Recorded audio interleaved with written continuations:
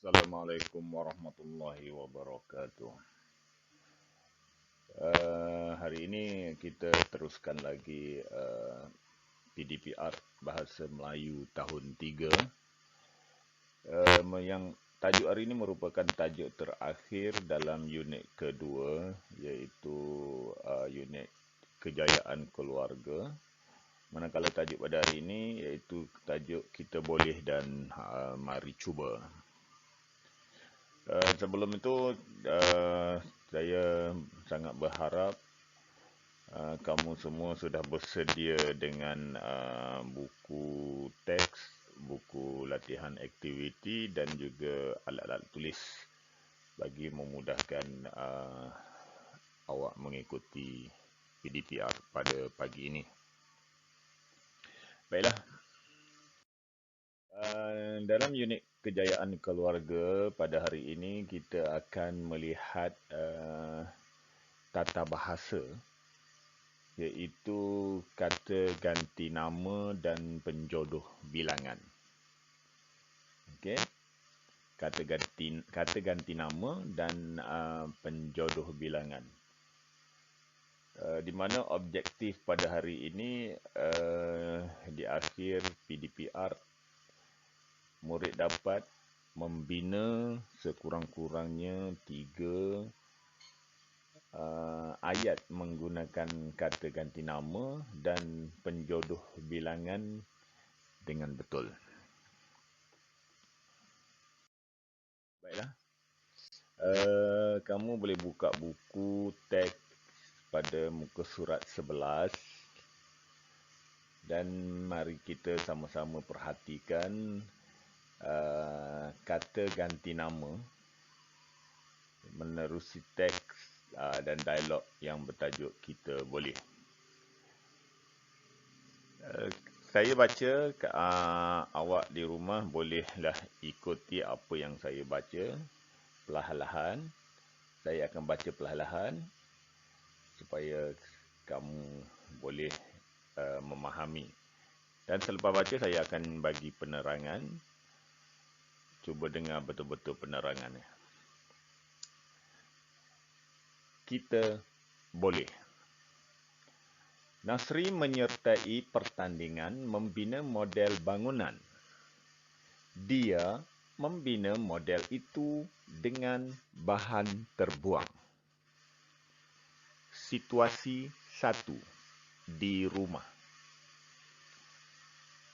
Ayah, ini lakaran model yang hendak saya bina. Apakah pendapat ayah?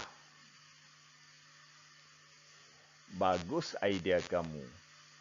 Cuma di sini, kamu perlu tambah ciri-ciri tradisional.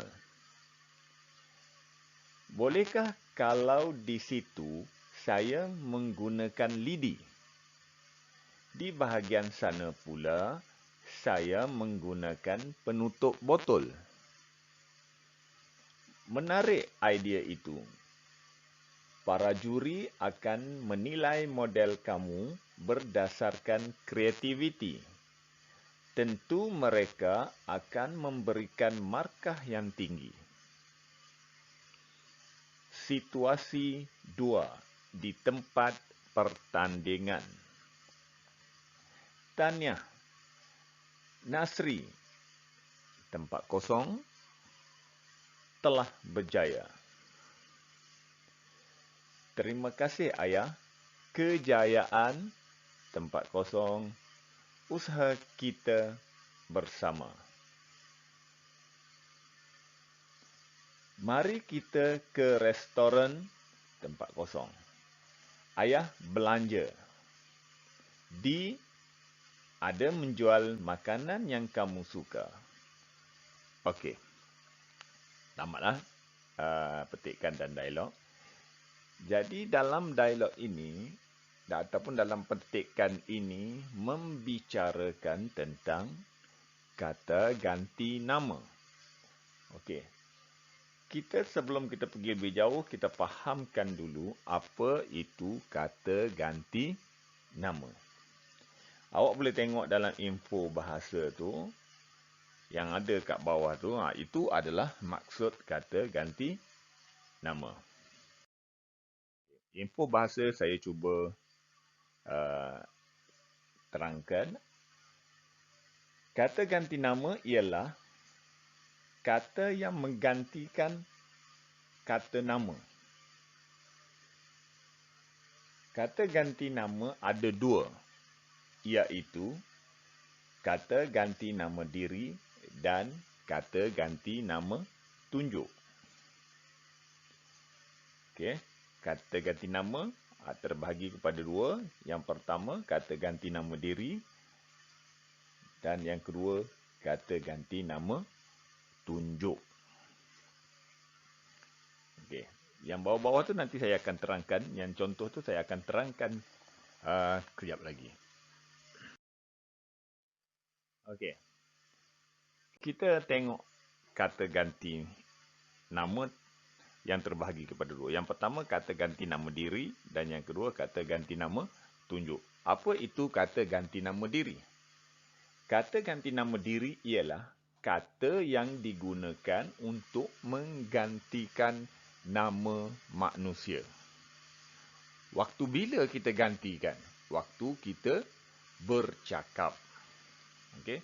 Waktu kita bercakap, kita gantikan nama kita tu dengan kata ganti nama diri. Manakala kata ganti nama tunjuk pula ialah kata ganti nama yang menunjukkan tempat, perkara atau benda. Okey. Kata ganti nama diri pula terbahagi kepada tiga. Okey. Kata ganti nama diri terbahagi pula kepada tiga. Okey. Yang pertama, kata ganti nama diri pertama. Yang kedua, kata ganti nama diri kedua. Dan yang ketiga, kata ganti nama diri ketiga. Okey, kita cuba ingat balik apa maksud kata ganti nama diri. Kata ganti nama diri ialah kata yang digunakan untuk menggantikan nama manusia. Okey. Saya ambil kata ganti diri pertama. Kata ganti diri nama atau kata ganti diri pertama, kata ganti nama diri pertama ialah menggantikan nama kita yang sedang bercakap dengan orang lain. Contoh, saya bercakap dengan Ali. Jadi, apa-apa sahaja yang berkaitan dengan diri saya, aku, itu adalah kata ganti diri pertama. Manakala kata ganti nama diri kedua pula ialah orang yang saya bercakap. Saya bercakap dengan siapa tadi? Saya bercakap dengan Ali. Ali, ganti nama Ali itu ialah kata ganti nama diri kedua. Contohnya, kamu, engkau. Itu adalah kata ganti nama diri kedua. Dan kata ganti nama diri ketiga ialah kata ganti nama bagi orang yang saya bercakap mengenainya. Saya bercakap dengan Ali, tapi saya bercakap mengenai Ahmad. Mereka, beliau, yang tak ada depan mata. Itu kita panggil kata ganti diri nama, kata ganti nama diri ketiga. Okey, kita pergi seterusnya untuk lebih faham. Okey, kata ganti nama diri pertama. Contohnya apa? Saya. Yang tunjuk pada diri kita. Cuba awak tunjuk pada diri awak. Saya. Tunjuk pada diri. Saya. Ikut saya. Saya. Aku. Tunjuk pada diri. Hamba. Beta. Patik. Kami. Kita. Okey. Saya, aku, hamba, beta, patik menunjukkan seorang. Kami dan kita menunjukkan ramai. Okey, tapi masih tunjuk pada diri kita sendiri. Okey. Kalau beta dengan patik adalah bahasa istana untuk bercakap dengan raja ataupun sultan. Okey, saya ulang balik. Kata ganti nama diri pertama bila nak tahu, tunjuk pada diri sendiri. Saya, aku, hamba, beta, patik, kami, kita.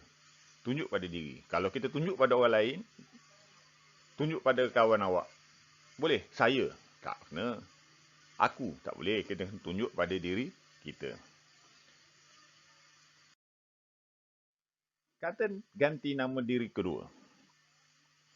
Yang ni kita tunjuk pada orang yang sedang kita bercakap dengan dia. Contohnya saya bercakap dengan Ali, saya tunjuk ke Ali. Awak, engkau, kamu, kalian, tuanku, anda.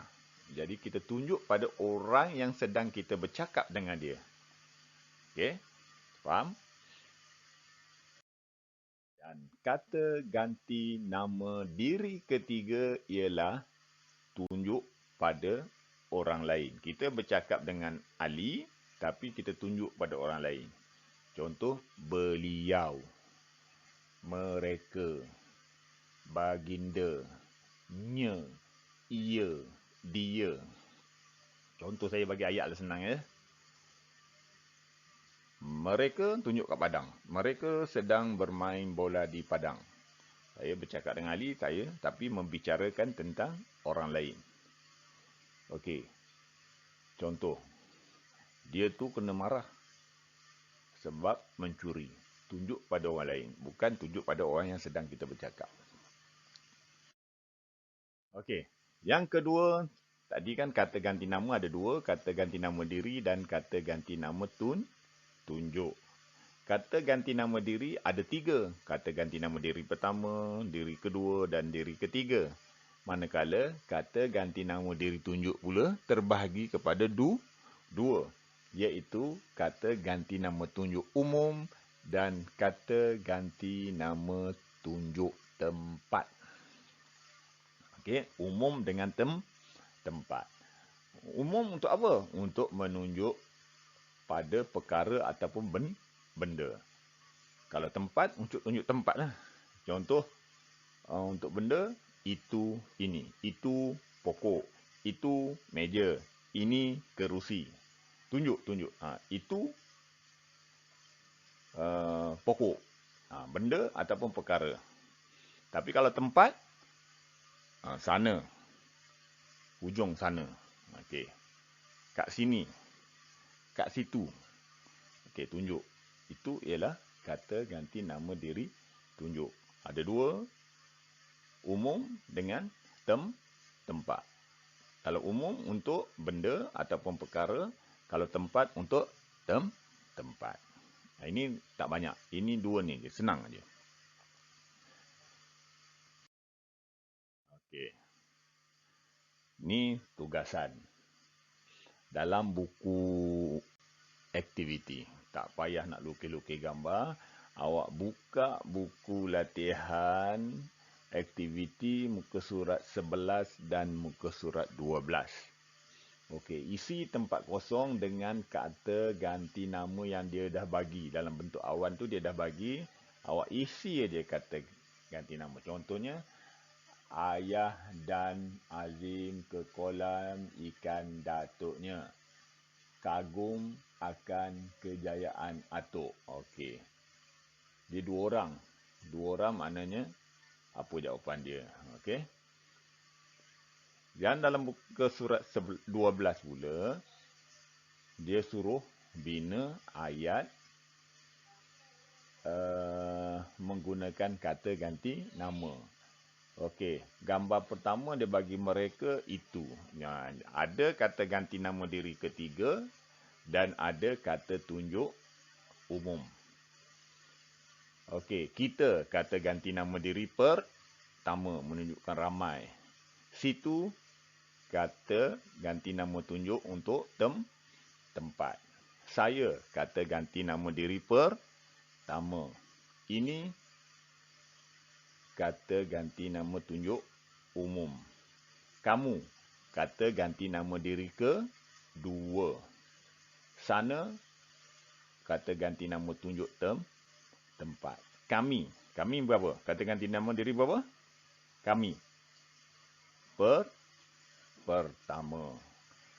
Sini pun untuk tunjuk tempat. Okey, nanti awak buat dalam buku latihan aktiviti. Buku surat 11 dan 12. Kita sambung balik. Okey, nanti habis PDPR baru awak buat. Ada lagi tugasan lain. Nanti kita sambung. Kita pergi pula kepada penjodoh bilangan. Okey. Penjodoh bilangan. Apa itu penjodoh bilangan? Penjodoh bilangan ialah kata yang digunakan bersama-sama kata bilangan. Kena faham dulu apa maksud kata bilangan. Kata bilangan ialah perkara ataupun benda yang dibilang. Nak bilang mesti nombor. 1, 2, 3, 4 sampai beribu-ribu tu, itu adalah kata bilangan. 10. Tu kata bilangan lah tu. 3. Kata bilangan. Kalau 1, dia tak panggil 1, dia panggil seekor. Itu kata bilangan lah tu. Okey. Kata bilangan ni maknanya benda-benda yang dibilang. Nombor. Itu kita panggil kata bilangan. Okey, di mana letaknya penjodoh bilangan? Penjodoh bilangan mesti diletakkan selepas kata bilangan dan sebelum kata nama. Kata nama kita dah belajar kan? Kata nama tu ada manusia, tempat, haiwan, benda. Kita belajar itu lagi kan? Kata nama am, kata nama khas, kata nama lah tu. Okey.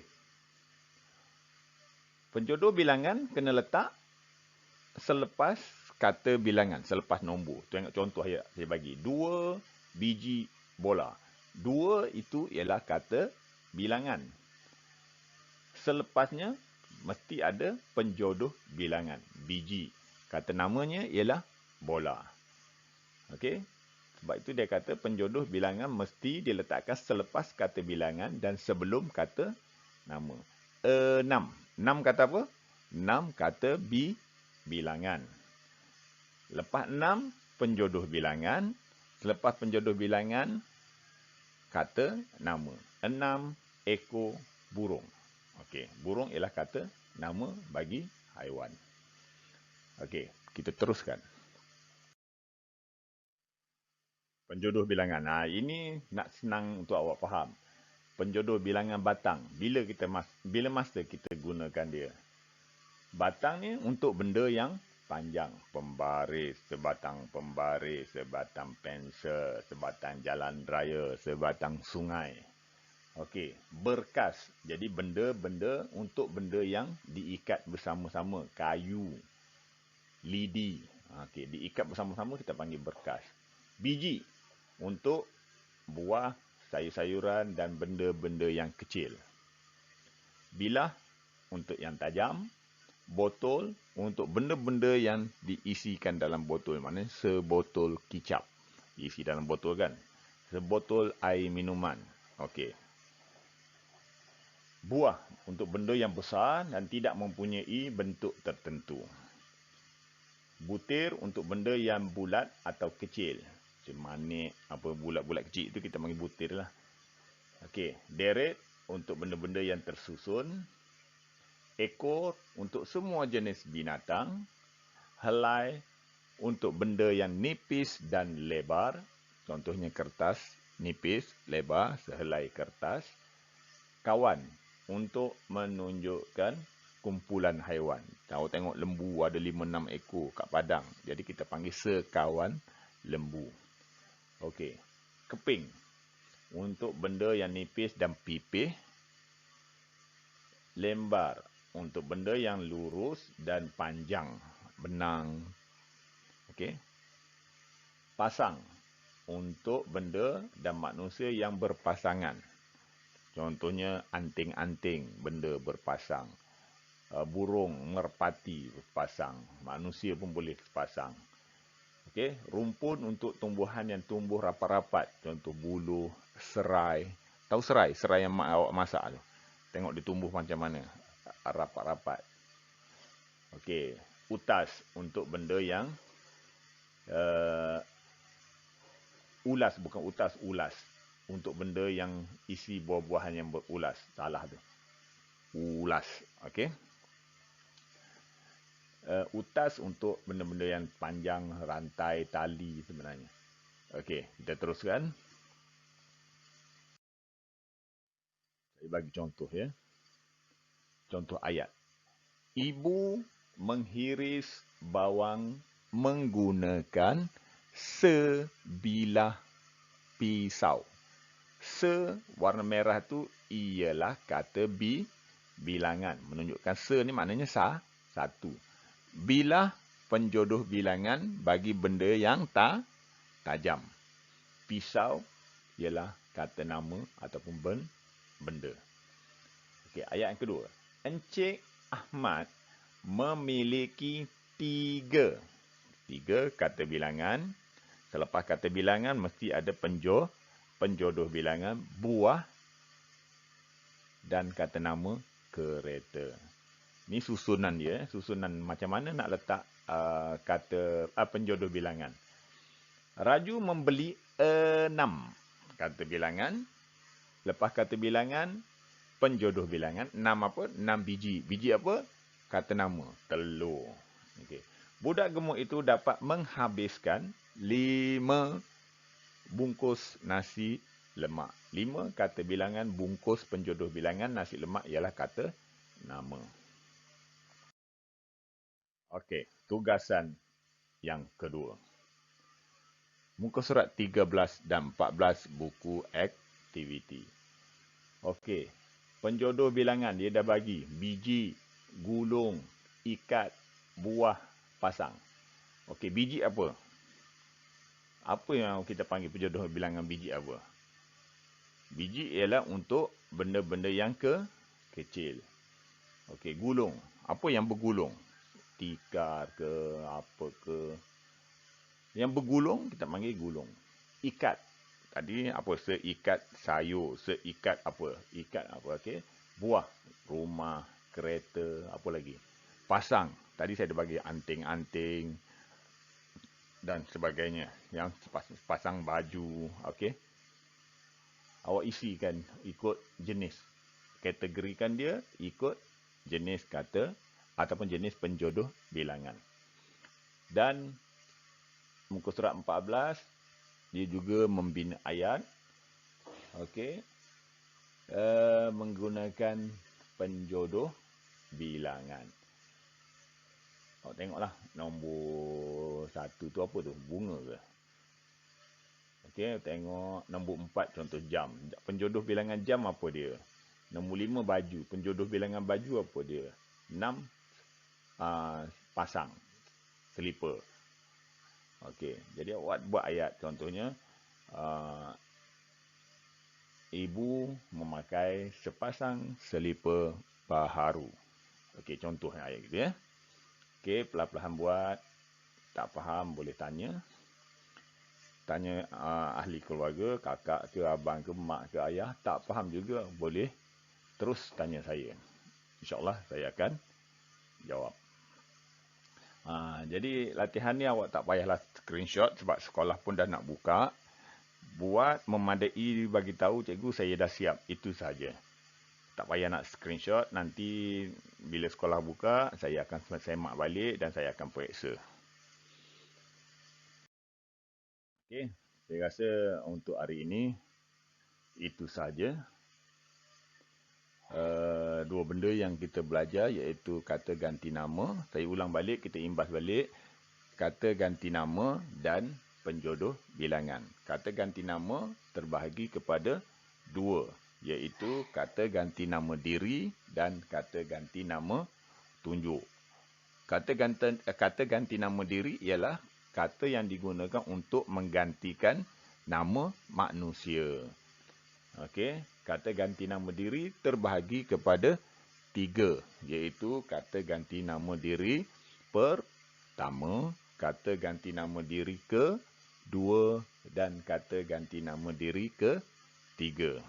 Okey, ingat, senang aja. Pertama, tunjuk pada diri sendiri. Kedua, tunjuk pada orang yang kita sedang bercakap. Yang ketiga ialah tunjuk pada orang yang kita bercakap mengenai dia.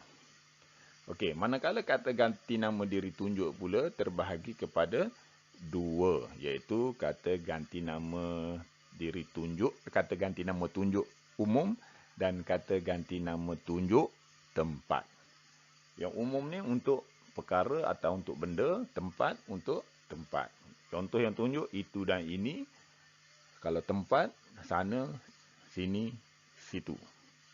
Okey, itu je. Semoga PDPR pada hari ini boleh memahamkan awak dan seterusnya untuk awak mahir dalam tata bahasa khususnya. Sekian. Wabillahi taufiq wa hidayah. Assalamualaikum warahmatullahi wabarakatuh. Dan jumpa lagi.